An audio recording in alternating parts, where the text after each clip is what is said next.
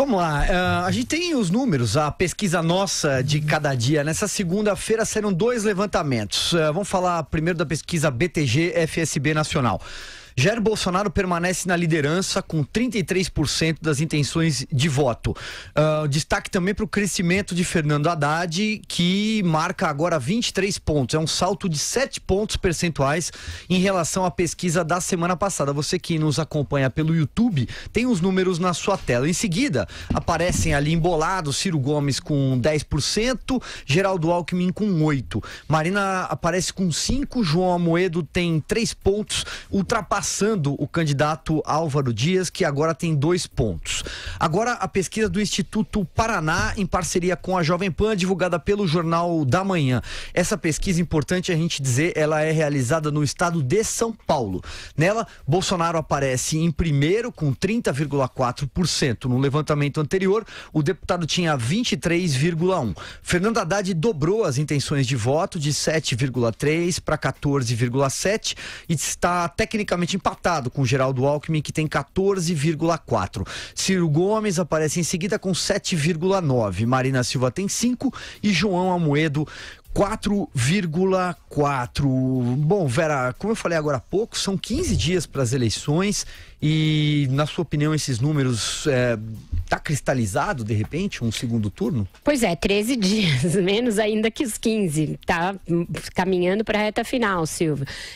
Eu acho que a tendência é que se cristalize esse segundo turno, com a possibilidade ainda dos apelos do Jair Bolsonaro por uma vitória no primeiro turno, que evite o risco de volta do PT e uma recuperação do PT no segundo turno. Eles são bons de segundo turno, costumam arregimentar os votos do Nordeste, mesmo se recuperar em Minas, etc., que então isso pode ter um apelo. Ele não cresceu na pesquisa do BTG Pactual, mas se manteve igual. E a queda de outros candidatos, entre eles o Ciro, pode levar a que se reduza a margem de votos válidos do Bolsonaro e da soma dos adversários, que é o que define se haverá ou não o segundo turno. Então, eu acho que os últimos dias, que devem coincidir até com a saída do Bolsonaro do hospital, prevista para a próxima sexta-feira, devem reforçar esse discurso da campanha bolsonarista pela vitória já no primeiro turno. Ele vai contrastar com o movimento contrário dos adversários, que vai em 2 frentes. Num deles, é essa pregação pelo voto útil, que parte principalmente do Geraldo Alckmin. E na outra frente, uma reação da sociedade organizada, de setores da sociedade, artistas, intelectuais, empresários, tanto nesse Ele Não, que vai ter uma manifestação de mulheres no dia 29, quanto no outro manifesto lançado no fim de semana, um manifesto que se diz pela democracia. Então, são 2 movimentos, um de reforço do bolsonarismo por meio da pregação de vitória já no primeiro turno, e esse que se contrapõe a ele numa tentativa de criar ou um outro segundo turno alternativo, que seria com uma força moderada e não com o PT, ou esse voto anti-Bolsonaro, tentar reforçar o voto anti-Bolsonaro na expectativa de evitar sua vitória no primeiro turno. A gente vai ver esses movimentos muito ativos daqui para frente. Andreasa, talvez seja uma das primeiras pesquisas que mostra alguma desidratação do Ciro Gomes, né? A gente falou sobre isso na semana passada. Silvio, é o seguinte, essa é a primeira pesquisa da série FSB para o Banco BTG Pactual em que o Bolsonaro para de crescer. É muito importante esse número.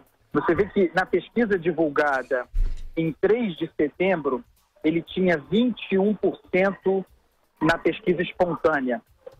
No dia 6, uma quinta-feira, houve o evento facado, o atentado contra ele. Na pesquisa seguinte, da segunda seguinte, ele foi a 26 na espontânea. Na seguinte, a 30. São crescimentos muito sólidos, né? Em base espontânea. E agora, pela primeira vez, ele anda de lado, crescendo dentro da margem de erro, chegando a 31. O que é curioso é que ele tem 31 na pesquisa espontânea e 33 na estimulada. É o piso, para usar a expressão que as pessoas gostam, e teto ao mesmo tempo. 31 de piso, 33 de teto. segundo essa pesquisa. Quase não há gordura, é uma posição muito sólida a que o Jair Bolsonaro conquistou nesse período. No entanto, devido ao crescimento muito grande do Fernando Haddad e do Ciro, embora não cedendo tanto quanto se esperava, e também essa pequena oscilação dentro da margem de erro do Geraldo Alckmin, que tinha 8 a 3 semanas, foi para as 6 e agora voltou para 8, as chances de vitória do Jair Bolsonaro no primeiro turno que existem eram maiores na semana passada do que são hoje em total de votos válidos, considerando a pesquisa do BTG Pactual. Vamos ver o Ibope, que vem logo mais, para ver se verifica essa tendência. É óbvio, nessa altura, que a capacidade de crescimento do Bolsonaro diminuiria. O sujeito aparece com 1/3 do eleitorado. É uma margem extraordinária. Realmente fica mais difícil crescer. Todo mundo queria ter esse problema, o problema que ele tem. E o Ciro resistiu o quanto pôde. Fez ao máximo o seu discurso de tentar capitalizar os votos nulopetistas. Mas agora começa a ceder. E o descontrole verbal do Ciro Gomes, para mim, já é uma expressão de que ele sabe que o seu derretimento é questão de tempo. Madureira, seguimos com você. Resta saber quem serão, digamos assim, os herdeiros dos votos que seriam destinados a Ciro Gomes, né? É curioso de ver, né, qual é a parcela que iria para o Jair Bolsonaro, qual é a parcela que iria para o Haddad ou eventualmente para outros candidatos de centro, né? Como é que ficaria esse reparte? Pode ter uma influência grande aí no resultado do primeiro turno. Agora, o que eu percebo, o que é puro achismo, mas eu estou aqui para isso, é que realmente a candidatura do Jair Bolsonaro chegou numa espécie de um teto, por volta de 30 e alguma coisa dos votos.